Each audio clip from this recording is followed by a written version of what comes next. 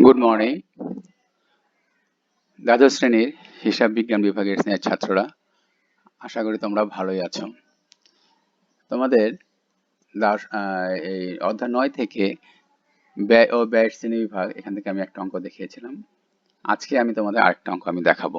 অঙ্কটা তুমি দেখো কি বলেছি, যে কিছু তথ্য দেওয়া আছে একটা উৎপাদন বিভাগ একটা প্রতিষ্ঠানের, যে ব্যবহৃত কাঁচামাল 50,000 টাকা, কারখানা শ্রমিকের মজুরি 20,000 টাকা, কারখানা উপযোগ খরচ 5,000 টাকা, কারখানা মেশিনের অপচয় 3,000 টাকা, কারখানা ভাড়া প্রদান 10,500 টাকা, প্রশাসনিক ব্যয় 15,000 টাকা, অফিসের উপযোগ খরচ 4,000 টাকা, বিশেষ মেশিনের সংরক্ষণ ব্যয় 5,000 টাকা। আচ্ছা, মোট পরোক্ষ ব্যয়, কারখানা উপরি ব্যয়, অফিস উপরি ব্যয় ও প্রত্যক্ষ ব্যয় নির্ণয় করতে হবে। আচ্ছা, এই যে তথ্যগুলো দেওয়া আছে, এই তথ্যগুলো থেকে আমরা এই পরোক্ষ ব্যয়, কারখানা উপরি ব্যয়, অফিস উপরি ব্যয় ও মোট প্রত্যক্ষ ব্যয় সেটা আমরা নির্ণয় করব।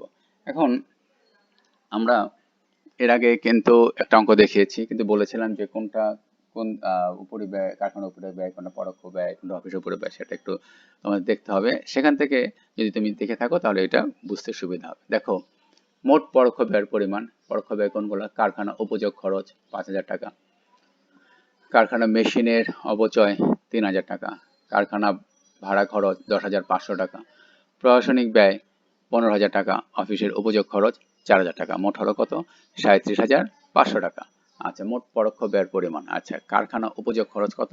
5,000 টাকা, কারখানা মেশিনের অপচয় 3,000 টাকা, কারখানা ভাড়া খরচ 10,500 টাকা, প্রশাসনিক ব্যয় 15,000 টাকা, অফিসের উপযোগ খরচ 4,000 টাকা। মোট হলো কত?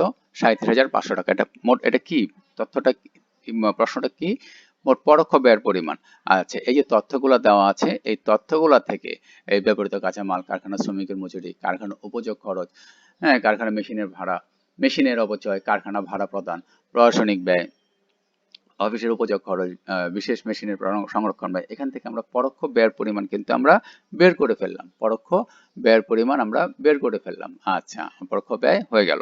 আচ্ছা, তারপর কারখানা উপরি ব্যয়ের পরিমাণ, কারখানা সংক্রান্ত যে তথ্যগুলো আছে সেগুলো আমরা নেব। যেমন কারখানা উপরি ব্যয় কোনগুলা? কারখানা উপযোগ খরচ কত? 5,000 টাকা, কারখানার উপযোগ খরচ 5,000 টাকা, কারখানা মেশিনের অপচয় 3,000 টাকা, কারখানা ভাড়া প্রদান 10,500 টাকা। মোট হলো কত? 18,500 টাকা। কারখানা উপরি ব্যয়ের পরিমাণ, সেই উপরি ব্যয় যে আমরা বের করলাম, সেই উপরি ব্যয়ও কিন্তু আমরা কোথা থেকে? এই যে তথ্যগুলো দেওয়া আছে সেই তথ্যগুলো থেকেই আমরা আমরা নেব। প্রথম ছিল পরোক্ষ ব্যয়ের পরিমাণ, এখন কারখানা উপরি ব্যয়ের পরিমাণ আমরা নির্ণয় করলাম। এখন আচ্ছা, তারপর বলেছে অফিস উপরি ব্যয়ের পরিমাণ। অফিস উপরি ব্যয়ের পরিমাণ, অফিস উপরি ব্যয়ের পরিমাণ বের করতে হলে কি? প্রথম কোনটা? প্রশাসনিক খরচ 15,000 টাকা আর অফিস উপযোগ খরচ 4,000 টাকা। মোট হয়ে গেল 19,000 টাকা। অফিস উপরি ব্যয়ের পরিমাণ, একটা হচ্ছে প্রশাসনিক খরচ 15,000 টাকা আর অফিস উপযোগ খরচ 4,000 টাকা, অত হলো 19,000 টাকা। এটা কিন্তু অফিস উপরি ব্যয়ের পরিমাণ বের হয়ে গেল। এই যে আমরা এগুলো করছি, এগুলো কিন্তু সেই তথ্যগুলো থেকে, কিন্তু আমাদেরকে জানতে হবে কোনটা অফিস উপরি ব্যয়, কোনটা প্রশাসনিক উপরি ব্যয় ইত্যাদি। না জানলে এই অঙ্ক আমরা করতে পারবো না। তারপর বলেছে কি? মোট প্রত্যক্ষ ব্যয়ের পরিমাণ, প্রত্যক্ষ ব্যয়। আচ্ছা, প্রত্যক্ষ ব্যয়ের মধ্যে যেমন কোনটা? ব্যবহৃত কাঁচামাল 50,000 টাকা, কারখানা শ্রমিকের মজুরি 20,000 টাকা, বিশেষ মেশিনের সংরক্ষণ খরচ 5,000 টাকা। মোট হলো কত? 75,000 টাকা। আচ্ছা, মোট প্রত্যক্ষ ব্যয়ের পরিমাণ, প্রত্যক্ষ ব্যয়, কারখানা ব্যবহৃত কাঁচামাল 50,000 টাকা, কারখানা শ্রমিকের মজুরি 20,000 টাকা, বিশেষ মেশিনের সংরক্ষণ খরচ 5,000 টাকা, কত হলো? 75,000 টাকা। আচ্ছা, আমরা কিন্তু খুব সহজেই আমি অঙ্কটা বের করলাম। অঙ্কটা যা বলেছে, এখানে যে তথ্যগুলো দেওয়া আছে সেই তথ্যগুলো থেকে পরোক্ষ ব্যয়, কারখানা উপরি ব্যয়, অফিস উপরি ব্যয় আর মোট প্রত্যক্ষ ব্যয়, এই যা যা আছে সেগুলো আমরা বের করেছি। কিন্তু এর জন্য তোমাকে কিন্তু অবশ্যই কোনগুলো পরোক্ষ ব্যয়, কোনগুলো কারখানা উপরি ব্যয়, কোনগুলো অফিস উপরি ব্যয়, কোনগুলো মোট ব্যয়, প্রত্যক্ষ মোট ব্যয়, সেটা কিন্তু তোমাদের অবশ্যই জানতে হবে। অবশ্যই জানতে হবে। তুমি যদি সেই বইয়ের মধ্যে যে উদাহরণগুলো দেওয়া আছে, অবশ্যই কারখানা উপরি ব্যয় কোনগুলো সেটার উদাহরণ দেওয়া আছে, অফিস উপরি ব্যয় কোনগুলো সেটা উদাহরণগুলো দেওয়া আছে, মোট প্রত্যক্ষ ব্যয় কোনগুলো সেটা উদাহরণগুলো দেওয়া আছে, পরোক্ষ ব্যয় কোনগুলো সেই উদাহরণগুলো দেওয়া আছে। সেই উদাহরণগুলো যদি তুমি দেখো তাহলে কিন্তু তুমি এখান থেকে অবশ্যই ভালো মতো পরোক্ষ ব্যয়টা বের করে নিয়ে টোটালটা বের করতে পারবে। কারখানা উপরিব্যয় কোনগুলো সেগুলো আলাদাভাবে বের করে নিয়ে তুমি সেটা বের করতে পারবে। অফিস উপরিব্যয় আলাদাভাবে নিয়ে সেটা তুমি বের করতে পারবে। আচ্ছা, তারপরে প্রত্যক্ষ ব্যয় কোনগুলো সেগুলো নিয়ে তুমি এটা বের করে ফেলতে পারবে। আচ্ছা, যেমন এখানে পরোক্ষ ব্যয় এখানে কোনগুলো ছিল আমি আবারও বলছি, 2 বার 3 বার করে আমি বুঝিয়ে যাবো যাতে অন্তত পক্ষে তোমরা কয়েকবার দেখে সেটা তোমরা বুঝতে পারো। কারখানা উপযোগ খরচ যেমন ছিল 5,000 টাকা, সেটা আমরা দিয়ে দিয়েছি। কারখানা মেশিনের অপচয় যেমন ছিল 3,000 টাকা, সেটা দিয়েছি। কারখানা ভাড়া সংক্রান্ত খরচ 10,500 টাকা, আর প্রশাসনিক ব্যয় 15,000 টাকা, আর অফিসের উপযোগ খরচ 4,000 টাকা। মোট হয়ে গেল কত?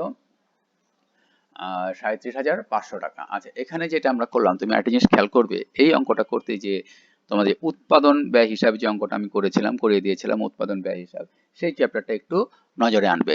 উৎপাদন ব্যয় হিসাব যেটা আছে সেই চ্যাপ্টার থেকে তোমাদের অনেক কিছু এখানে কাজে লাগবে, যেমন কারখানা উপযোগ খরচ, কারখানা মেশিনের অপচয়, কারখানা ভাড়া সংক্রান্ত খরচ ও প্রশাসনিক ব্যয়, অফিসের উপযোগ খরচ, এগুলো কিন্তু ওই উৎপাদন ব্যয় হিসাব চ্যাপ্টারের মধ্যে ওই তথ্যগুলো দেওয়া আছে। যদি তুমি সেই চ্যাপ্টারটা ভালো করে থাকো, তাহলে এই চ্যাপ্টার তোমার করতে খুব একটা সমস্যা হবে না, তুমি খুব ভালো মতো এই চ্যাপ্টারটা করতে পারবে। তাই উৎপাদন ব্যয় হিসাবটা তোমাকে অবশ্যই ভালো মতো করে আসতে হবে এই চ্যাপ্টারটা করার জন্য। আজ এখানে কিন্তু পরোক্ষ ব্যয় হয়ে গেল, পরোক্ষ, প্রত্যক্ষ না, এটা কিন্তু পরোক্ষ, মানে পরোক্ষভাবে। আচ্ছা, তারপর এটা হলো কারখানা উপরিব্যয়ের পরিমাণ। এখন তোমাকে প্রশ্ন দেওয়া আছে কারখানা উপরিব্যয়ের পরিমাণ, এবং এই যে তথ্যগুলো দেওয়া আছে, এই যে তথ্যগুলো দেওয়া আছে সেখান থেকে এখন তুমি যদি এখানে এই এই কারখানা উপরিব্যয়গুলো কোনগুলো কারখানা সেটা যদি তুমি না জানো, তাহলে কিন্তু তোমার কিন্তু ওই আবারও বলবো যে উদাহরণ যদি না জানো, তাহলে তুমি এই অঙ্কটায় তুমি ওটা বের করে নিয়ে আসতে পারবে না। কারণ এখানে যে কারখানা উপরিব্যয় যেগুলো আছে, কোনগুলো আছে? কারখানা উপযোগ খরচ 5,000 টাকা, কারখানা মেশিনের অপচয় 3,000 টাকা, কারখানা ভাড়া প্রদান 10,500 টাকা, মোট হলো 18,500। তুমি যদি এখানে কারখানা মেশিনের অপচয়, কারখানা ভাড়া প্রদান আর কারখানা উপযোগ খরচ সেটা দিলে, আবার এখান থেকে তুমি নিয়ে আসলে অফিসের উপযোগ খরচ বা প্রশাসনিক উপরিব্যয়, কিংবা এখানে তুমি যদি অন্য তথ্য নিয়ে আসো আরো, তাহলে কিন্তু তোমার অঙ্কটা এখানে ভুল হয়ে যাচ্ছে, তোমার অঙ্কটা ভুল হয়ে যাবে। শুধু যে দেখতে হবে যে কারখানা উপরিব্যয় কোনগুলো আছে, কারখানা উপরিব্যয় কোনগুলো আছে, সেই উপরিব্যয় যেগুলো আছে সেগুলোই তোমাকে এখানে নিয়ে আসতে হবে, উপরিব্যয় যেগুলো আছে। তারপরে অফিস উপরিব্যয়, মানে তোমাকে জানতে হচ্ছে অফিস উপরিব্যয় গুলা কোনগুলা। এখানে যেমন প্রশাসনিক খরচ আছে 15,000, আর অফিস উপযোগ খরচ আছে 4,000, কত হয়ে গেল? 19,000। তোমার অফিস উপরিব্যয় কোনগুলা সেটাও তোমাকে জানতে হচ্ছে। তাই এই বিষয়গুলো তোমাকে দেখতে হবে। তারপর যেমন আছে কোনটা? মোট প্রত্যক্ষ ব্যয়ের পরিমাণ। মোট প্রত্যক্ষ ব্যয়ের পরিমাণ যেমন কি আছে? ব্যবহৃত কাঁচামাল যেটা আছে 50,000 টাকা, ব্যবহৃত কাঁচামাল ছিল এখানে। কারখানা শ্রমিকের মজুরি 20,000 টাকা, আর বিশেষ মেশিনের সংরক্ষণ খরচ 5,000 টাকা, 75,000 টাকা হলো। এটা কিন্তু প্রত্যক্ষ যে ব্যয়টা আছে, প্রত্যক্ষ খরচ বা ব্যয় যেটা আছে, সেই তথ্যগুলাই কিন্তু আমরা এখানে নিলাম। এখন প্রত্যক্ষ সরাসরি, আর প্রথম যেটা ছিল কত মনে এখানে না, এমনি দিয়ে আমরা দিয়ে দিয়েছিলাম পরোক্ষ ব্যয়। আচ্ছা, এখানে পরোক্ষ ছিল কারখানা উপযোগ খরচ, কারখানা মেশিনের অপচয়, কারখানা ভাড়া খরচ, প্রশাসনিক ব্যয়, অফিসের উপযোগ খরচ, এটা ছিল পরোক্ষ। আর শেষটাই ছিল প্রত্যক্ষ ব্যয়, কাঁচামাল, ব্যবহৃত কাঁচামাল, কারখানার শ্রমিকের মজুরি, বিশেষ মেশিনের সংরক্ষণ খরচ, এইটা ছিল।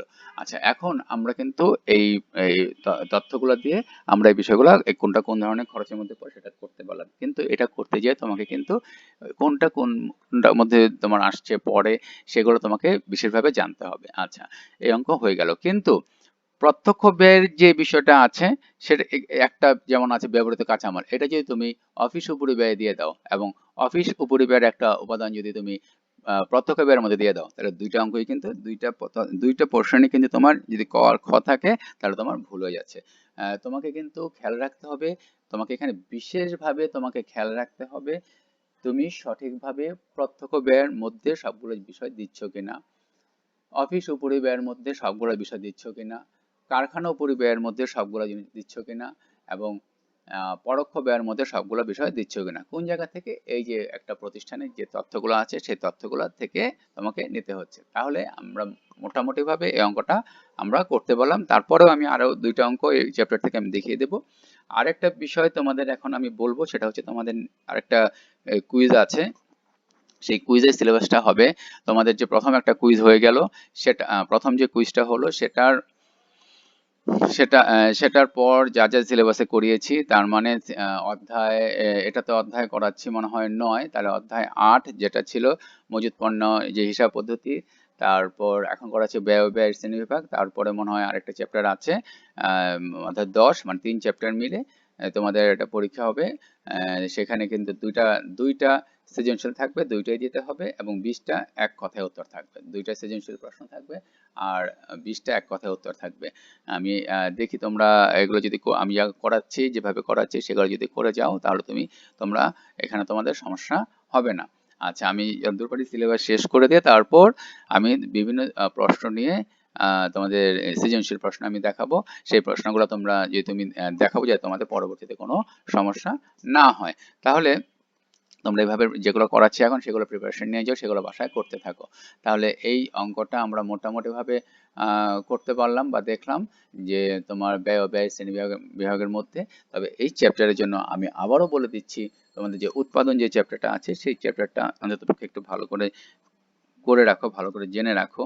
যদি সেই চ্যাপ্টারটা ভালো করে জেনে রাখতে পারো বা ভালো করে করে করে থাকো, তাহলে এই চ্যাপ্টারের কিছু কিছু অংশ বা বেশিরভাগ অংশ কিন্তু ওই চ্যাপ্টার থেকে তোমার কিছু তথ্য এখানে চলে আসছে। তাহলে তোমরা সেগুলো ভালো মতো এই চ্যাপ্টারটা করতে পারবে। তাই তোমাদেরকে আমি অন্ততপক্ষে এটুকু বলবো, যদি ভালো রেজাল্ট করার জন্য তোমাদেরকে এই চ্যাপ্টারটা খুব ভালো মতো করতে হবে। শুধু এই চ্যাপ্টার না, আর সবগুলো চ্যাপ্টার ভালো মতো তোমাদের করতে হবে, তাহলে তোমরা ভালো রেজাল্ট করতে পারবে। যাই হোক, আজ এখানে রাখছি। তোমরা ভালো থাকো, সুস্থ থাকো। ধন্যবাদ সবাইকে।